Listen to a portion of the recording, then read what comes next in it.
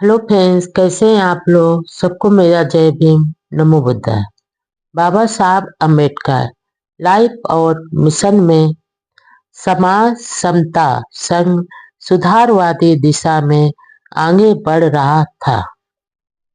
Doctor Ambedkar ने बंबई में समाज समता संघ की स्थापना की थी और यह संघ अछूतों के नागरिक अधिकारों के सक्रिय समर्थन में सतर्क और सचेत रहता था। इसी संघ के द्वारा 500 महारों को बंबई में मार्च 1928 में आयोजित सभा में जनेऊ धारण करवाए थे और अम्बेडकर भी वहां मौजूद थे। दादर बंबई में हर साल गणेश उत्सव पर मेला आयोजित होता था। एक बार वहां के मुखिया ने समाज समता संघ को सूचित किया कि उस उत्सव में किसी भी अछूत को आने नहीं दिया जाएगा और उस पंडाल की तरफ तो आंख उठाकर भी नहीं देख सकते जिसमें गणेश प्रतिमा स्थापित होगी। इससे अछूतों में भारी आक्रोश फैला और मूर्ति स्थापना के दिन सैकड़ों अछूत वहां आकर अंदर जाने की मांग करने लगे। सवर्णों ने पुलिस को बुला लिया, लेकिन भीड़ वहां डटी रही।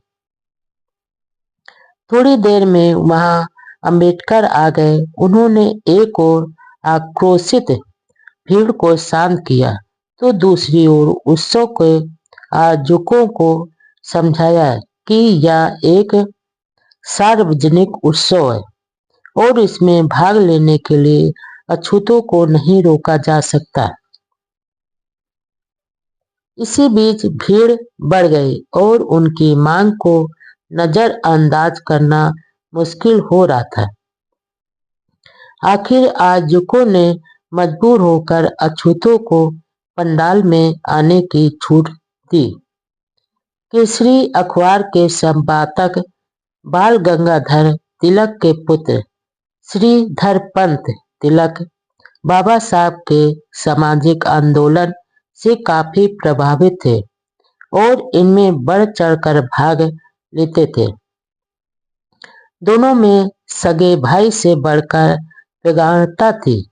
वह समाज समता संघ संगठन में बहुत सहयोग करते थे। उन्होंने तो इसकी शाखा का कार्यालय अपने घर में ही खोल दिया था। छुआछूत व जातीय भेदभाव के अंधकारपूर्ण माहौल में उन्हें समाज सुधार के विषय में आगे आकर जो साहस दिखाया वह बहुत ही श्रेष्ठ कार्य था। लेकिन बाद में उन्होंने आत्महत्या कर ली, जिससे एक साहसी समाज सुधारक खो दिया। हालांकि डॉक्टर अम्बेडकर की सामाजिक गतिविधियां का क्षेत्र बंबई प्रांत व महाराष्ट्र तक सीमित था, लेकिन उनकी प्रतिभा, योग्यता व नेतृत्व क्षमता की ख्याति पूरे भारत में पहुंच चुकी थी। वे अब राष्ट्रीय नेता का सम्मान पा चुके थे, लेकिन अब भी उन्हें कदम कदम पर हिंदू समाज से अपमानित होना पड़ता था। बंबई सरकार ने अछूतों व आदिवासियों के शैक्षणिक, सामाजिक व आर्थिक सुधार के उपाय सुझाने के लिए एक कमेटी का गठन किया, जिसमें ए.बी. ठक्कर, डॉक्टर अम्बेडकर और डॉक्टर सोलंकी 3 मेंबर थे। समिति के पास अलग अलग इलाकों से कई शिकायतें मिली कि अछूत विद्यार्थियों को अन्य के साथ क्लास में बैठने नहीं दिया जाता और उनको स्कूल के बरामदों में बैठना पड़ता है। कमेटी के एक मेंबर के हैसियत से डॉक्टर अम्बेडकर एक स्कूल में गए तो हेड मास्टर ने उन्हें स्कूल में आने से रोक दिया।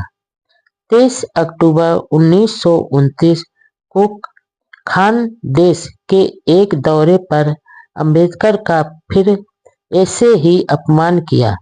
अंबेडकर जब 40 गांव रेलवे स्टेशन पर पहुंचे तो अछूत समाज ने उनका जोरदार स्वागत किया। स्वागत के बाद जब उन्हें अपने स्थान पर ले जाना चाहा तो सभी तांगे वालों ने डॉक्टर अंबेडकर को अपने तांगे में बैठाने से मना कर दिया। आखिर फिर एक तांगे वाला इस शर्त पर तैयार हुआ कि कोई अछूत तांगा चलाए और वह खुद पैदल चलेगा। अंबेडकर तांगे में बैठ गए और एक अछूत ने घोड़े की लगाम संभाल ली, लेकिन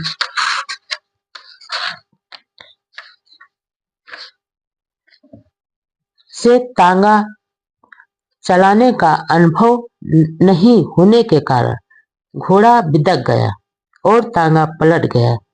अंबेडकर तांगे से जमीन पर बुरी तरह गिर पड़े। उनके दाएं पैर में फ्रैक्चर हो गया।